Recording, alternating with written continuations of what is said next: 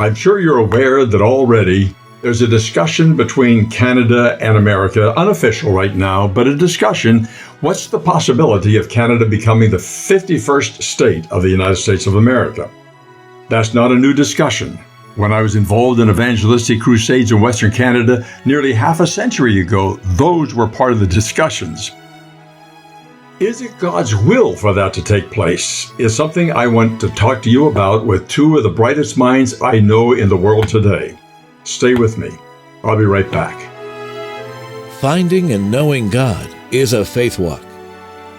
The Bible says that without faith, it is impossible to please God. Our hope lies in the coming Messiah, who will establish God's peaceful kingdom on earth. This is Faith Walk with Ron Susak. Dr. Ron is an evangelist committed to encourage and equip your faith walk as we pass through these turbulent end-time days, awaiting that soon-coming kingdom. Here again is Ron Susak. Well, we welcome today two very close, important friends, men who have really impacted my life and been used of God to guide us into a whole new ministry on media. And by the grace of God, it has stretched far and wide.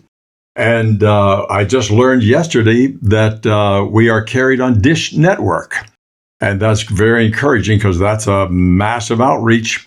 And so by the grace of God, I really appreciate the many of you who have let me know that you're following us and watching. And today we want to talk about an unusual subject, very unusual. And that is, you probably remember that not too long ago, Trudeau was visiting the coming president, Donald Trump, in Mar-a-Lago.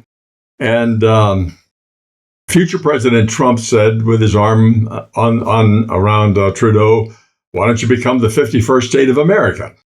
Well, there was a little bit of a laughter, but frankly, it has broken into a major discussion and a very important discussion.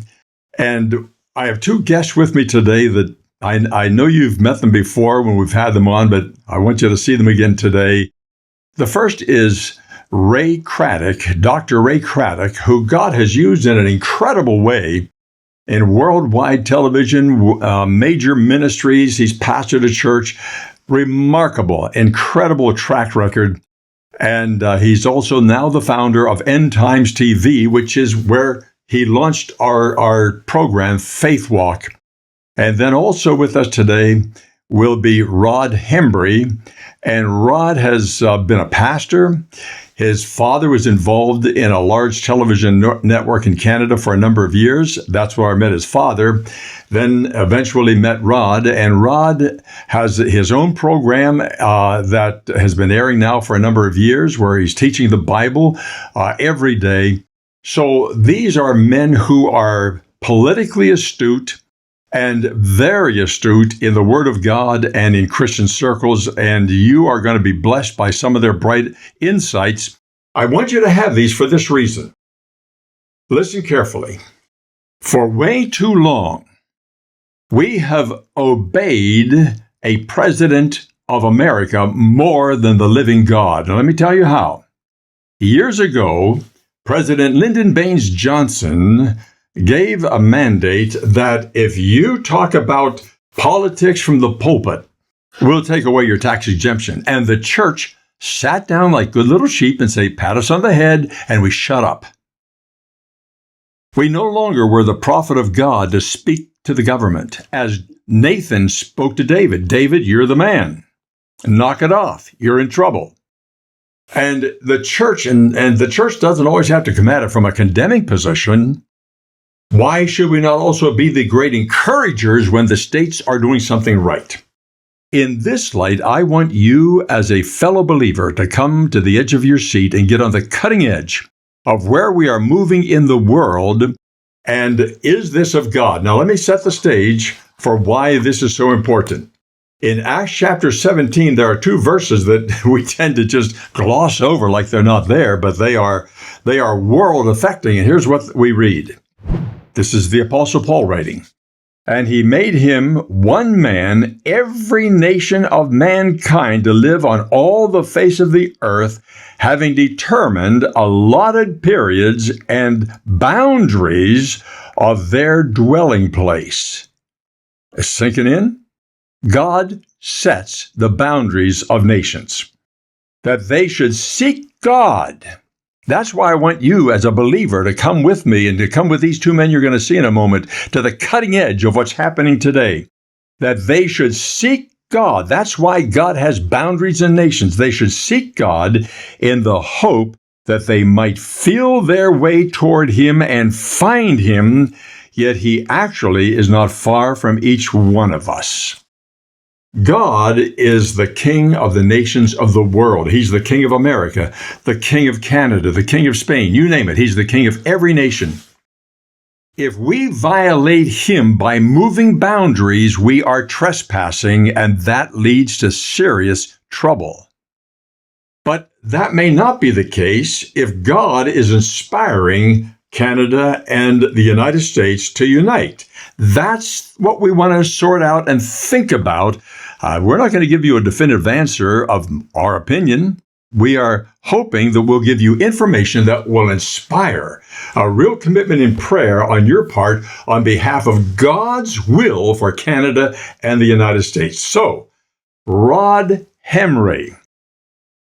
Rod Henry is a dual citizen man. He's a citizen of Canada and a citizen of America. And Ray Craddock is a citizen of Canada and a citizen of England. I couldn't ask for a better combination for this discussion. Rod, let's begin with you. You give me your historical take on this whole setting. Well, it's a very interesting question. And I really never thought that we would be in this place. First of all, I married a beautiful Canadian woman from Sudbury, Ontario, and I'm on the soil of Orangeville, Ontario, just north of Toronto right now. And that led into the process. Early 80s, I married her. And then in 1991, President George Bush Sr. suggested that it's okay for an American to become a Canadian citizen, so and keep your citizenship in the United States of America. So I went ahead and did that. And when I came to the courtroom, I got in the courtroom and I noticed all of these people from countries all over the world, and it was fascinating because the spread of the spread of nationality was incredible. And you could bring in the choice of your book. You could bring in the Bible, or you could bring in whatever you wanted to bring in. I brought a Bible because that's what I believed. And we made our citizenship allegiance on the Bible. So you could swear your allegiance to the Queen and pledge allegiance to the flag of the United States of America and not be in conflict. Now, that was interesting. Since that time, I have come very much aware of the culture of Canada and the culture of America, their similarities and their differences. One of the things that is interesting is that the DNA, and I've heard this said by several Canadians who are prominent, the DNA of Canadians is similar to the DNA of Americans in their love for freedom and the ideas there. Now, our political systems are different. And so we have a parliamentary system in the democracy, and you have the three-stage system of the executive management, the House, and of course the Judeo system. Now, what's interesting about this is that the Canadians themselves do business technically a little bit differently, but they try to do it in a way that is consistent with where they came from, England. Now, I need to tell you this. What happened here is that back before 1776, the Declaration of Independence was written and presented to the Great British Kingdom, and the king didn't like it, and they started a war. There was a discussion that took place among the people who were here in the British colonies. And the discussion was, you don't simply resist the king, fight the king, but you pray and to ask God to help you overcome the king and overcome the idea of taxes and all of that.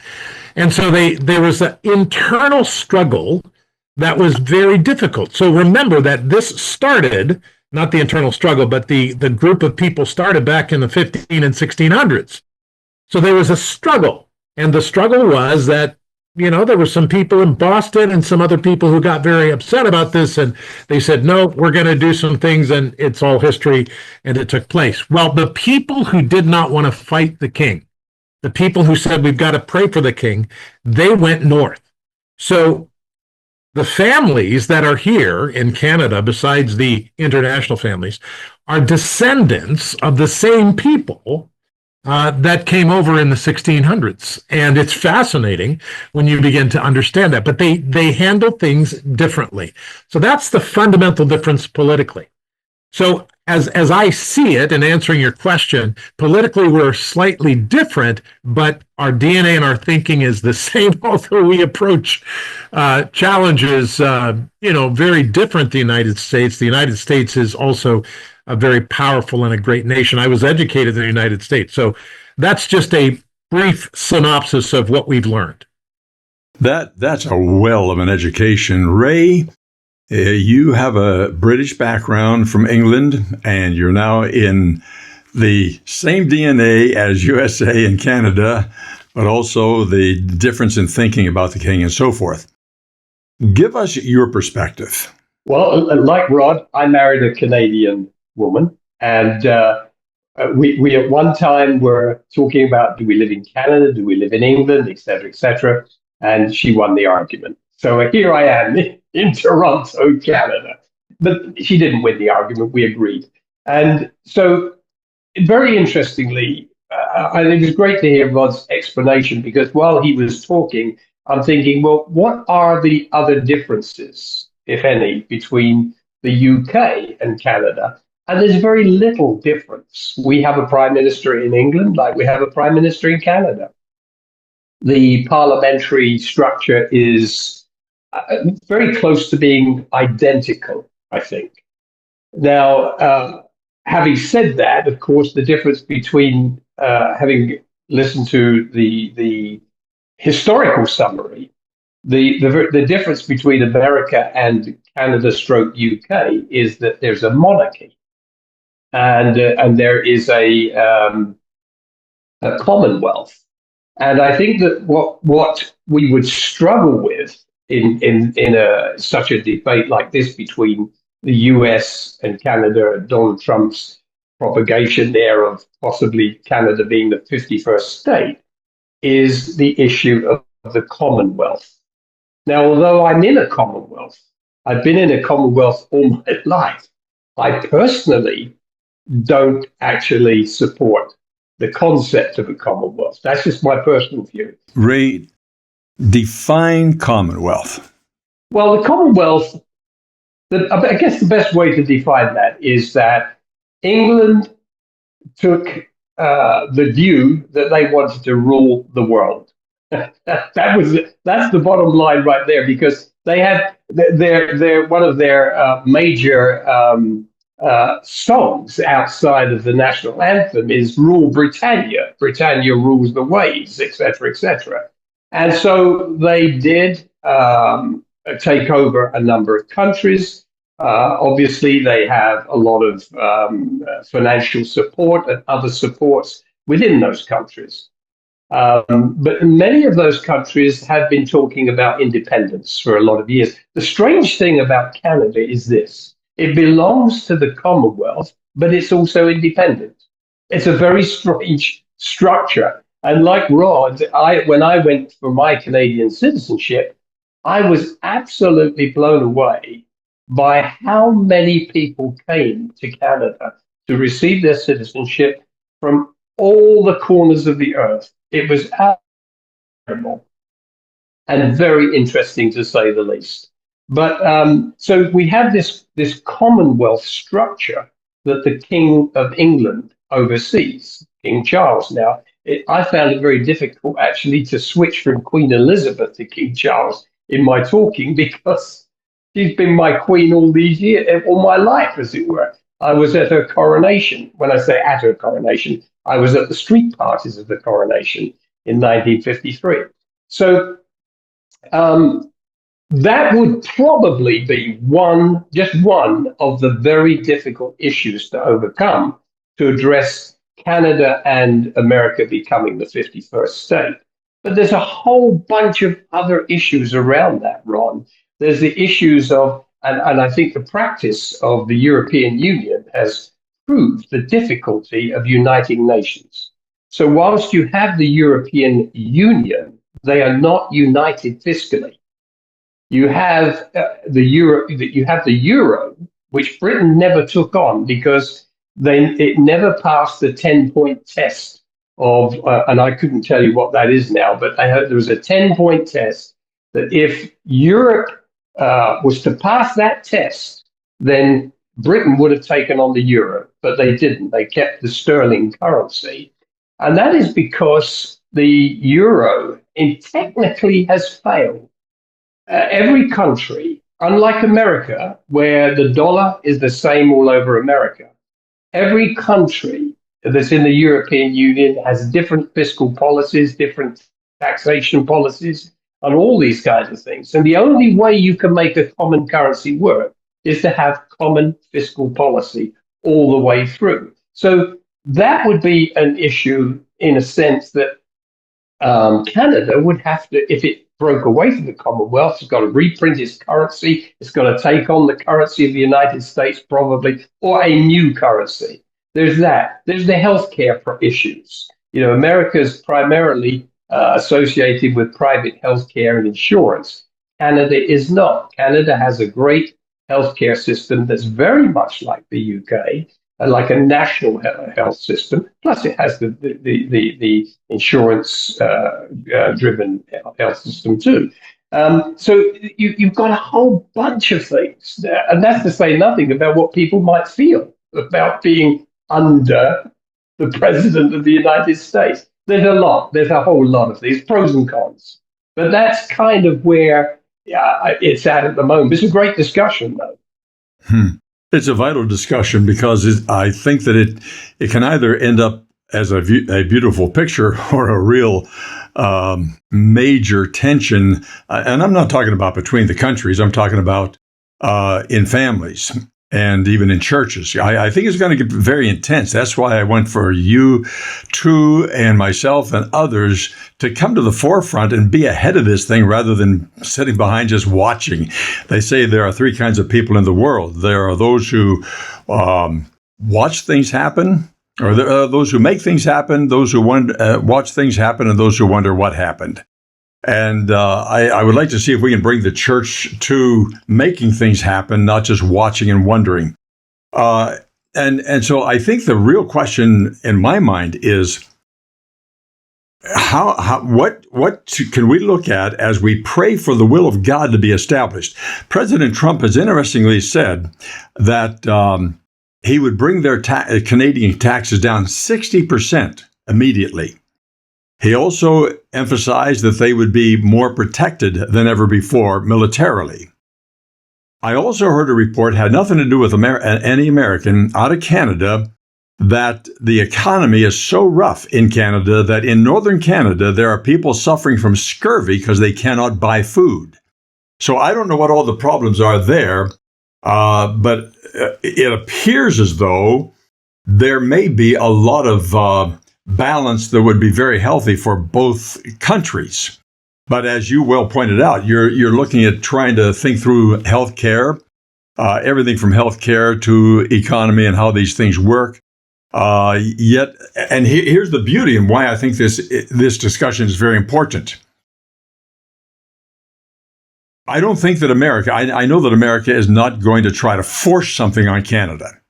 They're simply saying, all right, let's get the discussion underway and see what happens. Therein, I get comfortable that maybe God is in this. England, on the other hand, as you call it, what did you call it here? The Britain rules the waves. Yeah, Britannia rules the waves. Yeah, one of Britannia. And they were forcing themselves to colonization. We're going to control this, control that. Well, look how God has just collapsed that and shrunk it until now. Well, the king and queen still ride around in a golden chariot, but who in the world paid for that golden chariot? A lot of poor people out in these colonies over years gone by. So there's a lot of bitterness. And that's not of God. In fact, boy, I could really dive off the deep dive here and talk about how Britain failed the Assyrian people at the end of World War II, and that cost the lives of thousands of Assyrians. So the worst thing that any nation can do is to impose itself. You're trespassing over God's boundaries. But is it possible that God would be pleased, or it's in his will for these two nations to unite? Personally, I would love to see it because I love Canada. And I wouldn't mind having a little cabin on a lake up in Canada. I can tell you, I'll tell you something. It's interesting because a lot of people, when they think of Canada, most people in the United States don't have a good view, or I shouldn't say a good view. They don't have a correct view of Canada. Canada, the population, the entire country is the second largest landmass in the world for a country. Okay, bigger as Russia, but it's huge, a huge country, and yet the population here is less than the population of the state of California. Mm. So you've got 35 cities across the borders, and 80% of Canadians, actually 85% of Canadians, live within those cities. So you've got a lot of people living there. And you're right about the native peoples having difficulty with the economy and all of that. It's somewhere in the vicinity, and we just watched this morning the Prime Minister resign in Canada because, according to what has happened, the Liberal Party in Canada is one of the parties, the party system, has literally over the last really 6 years seen the demise and the retreat of 41% of the Canadian economy.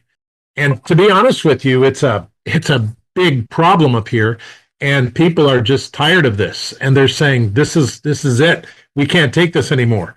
So what's happened, and if you look at the statistics, you will discover that Ontario, the largest province in Canada with about 15 million people, has actually become more poor than the states.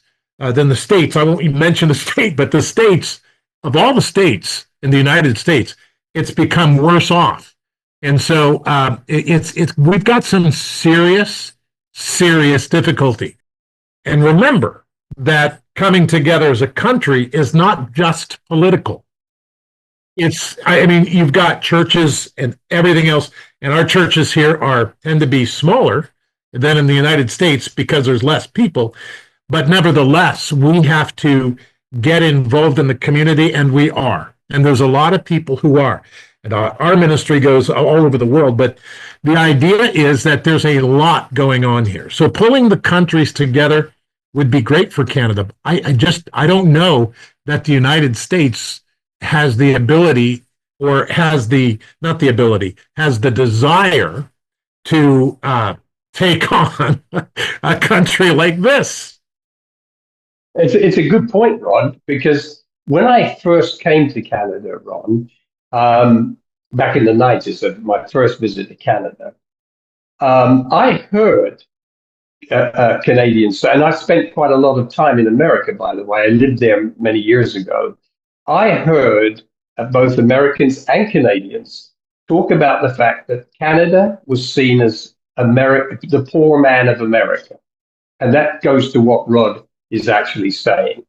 But, one of the other major issues for people who are politically tuned in to what's going on in the world would be this. How would Canada deal with the fact that America has an almost $37 trillion debt? And Canada's debt is not in the trillions. It's nevertheless, how would they deal with that? Because here's the president of the United States saying, come and be with us. And oh, by the way, we have a $37 trillion debt. And it's estimated that within 4 years, if America doesn't switch the way it deals with itself financially, it will be $51 trillion. Now, you're talking about scriptural matters, etc. If you fast forward all of that, is this not then the time when, for example, a central bank digital currency would come into play so that everybody starts on an even field somewhere, you know?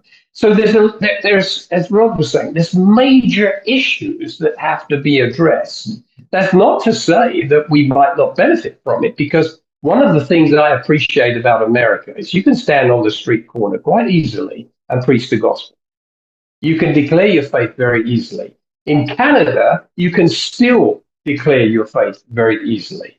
But just today, I received a report of a man in the UK who was praying silently in an area which we think, although they didn't say, but we think it had an abortion clinic in there, and he was arrested for praying. Now, he never said, I'm praying for aborted children or against the abortion clinic. What he said was, I'm in prayer because I have just lost a member of my family. But they charged him with an offense.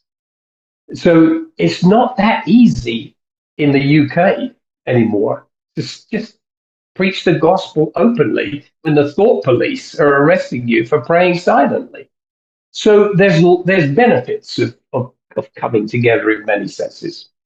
We are right out of time, guys, so hang on, because what you've just done is set the stage for the program we're going to do right away, right after this one, and that is about the awakening that we're experiencing and what it is and what it needs to become. So we'll do that in the next program.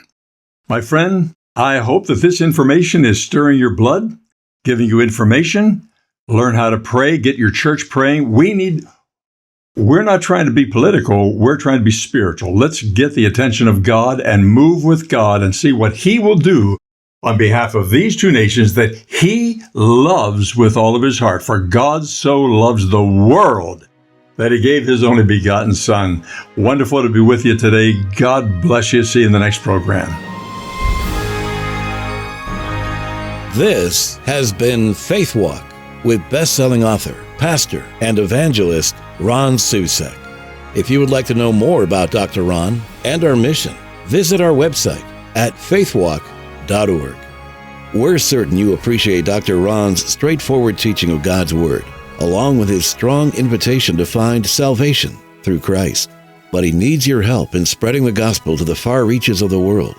Join our team by going to faithwalk.org and clicking on Partner with Us. Well, thanks for being with us today, and we hope you'll join us again next week as we find courage for the journey in our faith walk.